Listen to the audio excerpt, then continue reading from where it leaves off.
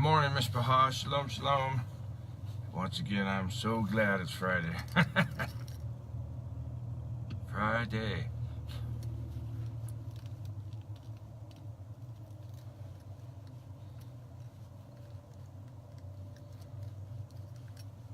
Alright, so day of preparation.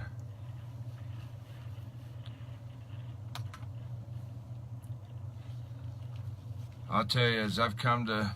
Good morning, Rovlin. Good morning, Daniel and Alicia, David and Michelle, Josie. Good morning, y'all. Greg, how you doing, brother? I tell you, the closer I get to Yah and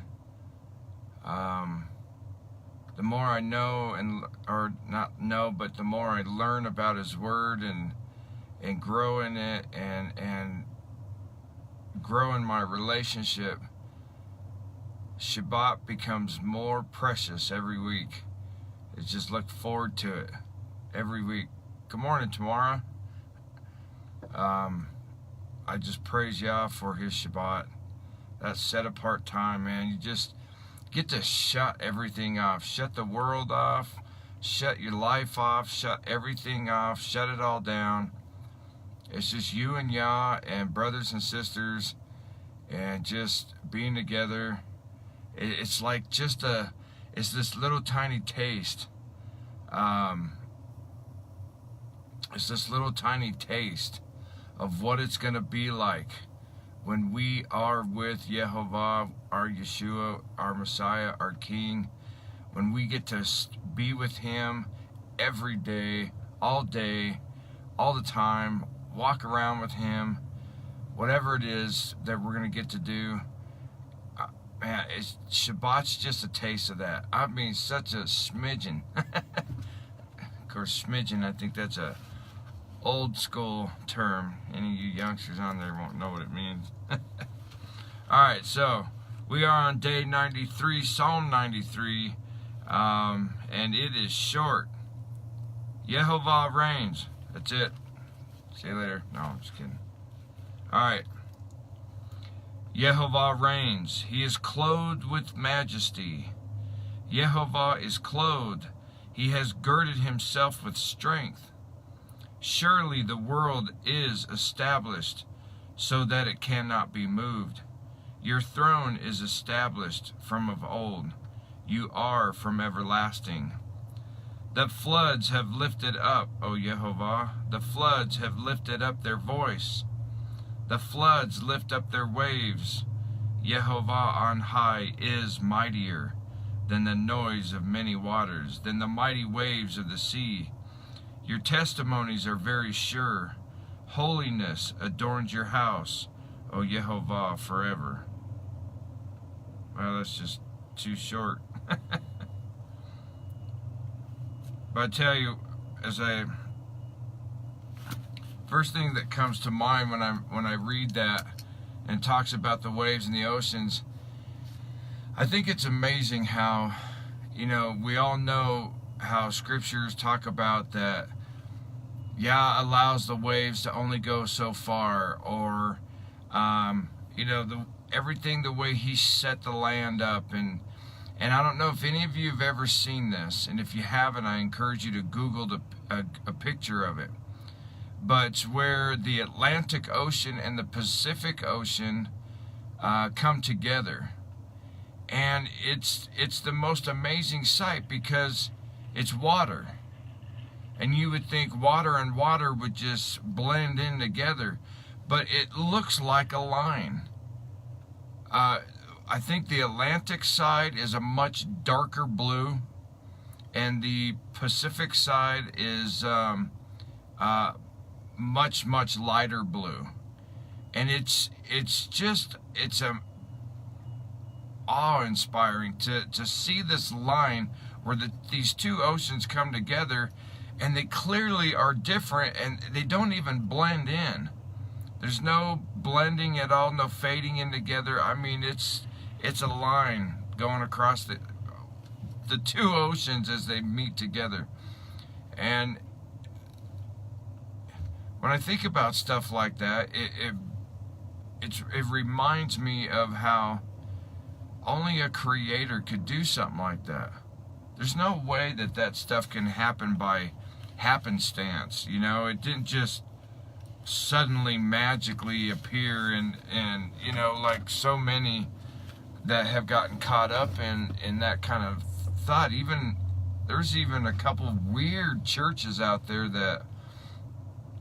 that teach evolution as a part of the Bible. And of course I don't know, they ain't reading out of the same Bible I'm reading out of. But when you look at stuff like that, you know, and I really think Psalm 93 is a chapter, those 5 short verses, it really shows why Yah reigns. Because he's the one that brought those 2 oceans to come together and stop. They didn't blend in. The colors didn't fade together. It's a clear distinction between the two. The land masses, the way that everything's set into place. You know, here in Colorado,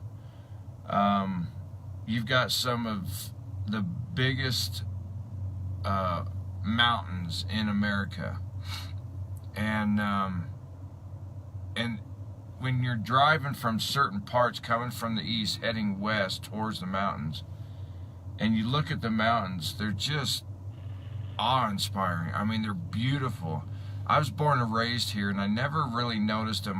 My wife actually made me gain an appreciation for them, because every time a certain way the light would hit the mountains, because she's artistic, she likes to draw and stuff, and she'll look at that and she's like, wow, that's like a painting, and it's Yah's painting, and I started seeing what she was seeing, and realized, wow, these mountains really are gorgeous. And you know, Yah laid these mountains out, and all this stuff, and we just look at the world and look at everything around us and look at each other.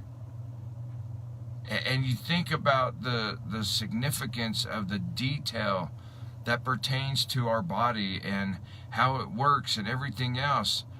And I say all of this for the purpose of, this is why Yehovah reigns. Because there's nothing and no one else that could do any of this. No other religion declares such authority because they didn't have it. No other religion or so-called God declares such power. Now, some have tried, or some people try to add to their stuff or whatever, but I mean, we all know. We've seen the evidence. We've seen the proof. We know that we serve the one and only true God. There is no other. He is it. Our King, Yeshua, Messiah, who the Father sent to walk with Adam and Eve, to give Moshe the Torah, to be the presence throughout the Tanakh, or for anybody listening who doesn't know the Old Testament, and to come and sacrifice himself so that we would be saved and restored unto him because of being separated from him in sin. And then the one day that we await, all of us right now, today, Mishpachah, today we are one day closer to the return of our King. Yesterday we were further away. Today we are closer. Tomorrow will be even closer. And even so, since none of us know the day that Yah has laid out for us to leave this world and go home to him, we're even a day closer to him. We just don't know. And what a thing for this to be, knowing that we draw closer and closer. And the more that we are in love with him, the more that we hunger for him, the more that we desire and we ache for him in our life more than anything else. That's how we gain that same mindset like Paul had. To die is to gain. You know, the disciples and all of them, they were not afraid to die because they knew it was get out of this crazy world and go be with their King. And that's how we should always have that. That's where we need to be. So Mishpachah, as you go about the day today, as you go about your day of preparation to enter into Shabbat tonight, stop and take a look around you. Wherever you're at right now, if it's daytime yet, or you know, whenever it is, as you head to work, whatever, take a look around you. Look at the beauty that surrounds you that you don't notice the majority of the time. Look at Yah's hand. And that hand is the hand that awaits to hold you, take you to be with Him forever. Amen. So what a glorious thought. What a glorious thing to ponder on and meditate on today. And as always, Mishpachah, go and read that chapter. See what Yah gives you for it, or out of it. May you have a blessed, blessed day. I love you all, but most important, Yah loves you. Shalom, shalom.